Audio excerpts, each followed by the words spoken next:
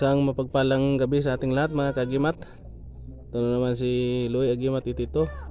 May ipapakita ko sa inyo mga kagimat na kakaibang bato na aking nakuha doon sa bundok mga kagimat. Ito ay nakabaon sa bato mga kagimat sa loob. Yan mga kagimat, yung blue at saka green mga kagimat. Pero ang bato na ito mga kagimat tinatawag kong super rare kasi ito translucent mga kagimat, tago sa ilaw, at saka ito green parang emerald mga kagimat. Ito nakachamba tayo mga kagimat, nakakuha tayo ng ganito mga kagimat. Yan yan, blue yan mga kagimat, blue sa taas. Yan blue pero translucent siya mga kagimat. Baka dito na yun magbago yung buhay ko mga kagimat kasi yan kakaiba talaga. Tapos yung dito sa green, yan mga kagimat, green yan tago sa ilaw.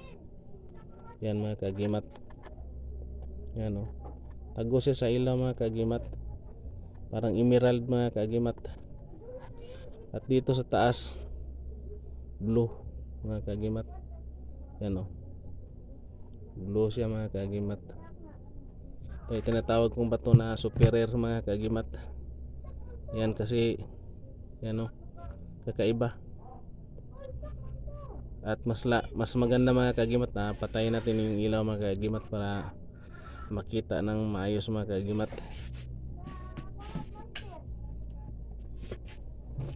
Ito mga kagimat yan tago sa ilaw mga kagimat yung bato mga kagimat. Yan natin tagos. Tapos yung dito sa taas blue. Yan yan mga kagimat yan blue siya. Yan yan blue yan mga kagimat. Titingnan natin sa taas mga kagimat kahit walang mga kagimat, blue talaga yan siya. Tapos dito green, tago sa ilaw. Ito ay nakachamba na tayo mga kagimat. Baka dito na tayo mga kagimat kasi ito ay tinatawag kong super rare kasi ngayon lang ako nakakita ng ganitong klaseng bato mga kagimat. Ito ay pinaghalong blue sapphire at saka emerald mga kagimat.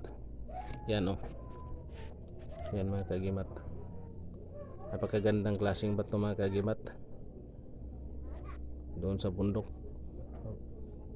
Posible naman doon sa malaking bundok mga kagimat na mayroong ganitong klaseng mga bato mga kagimat.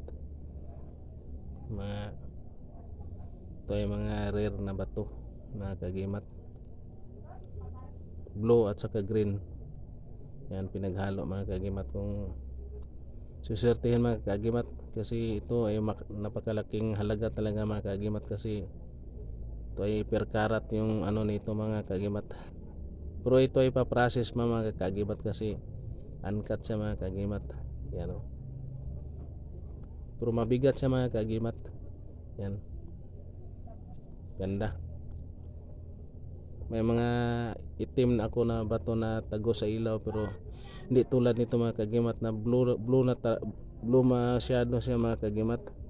Yan blue siya sa taas tapos green translucent siya mga kagimat, tumatagos yung ilaw mga kagimat.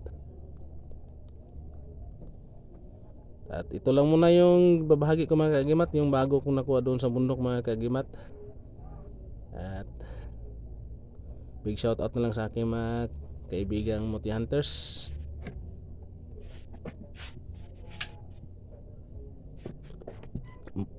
Mga antingiros, mga aking mga kaibigan, big shout out na lang sa inyong lahat.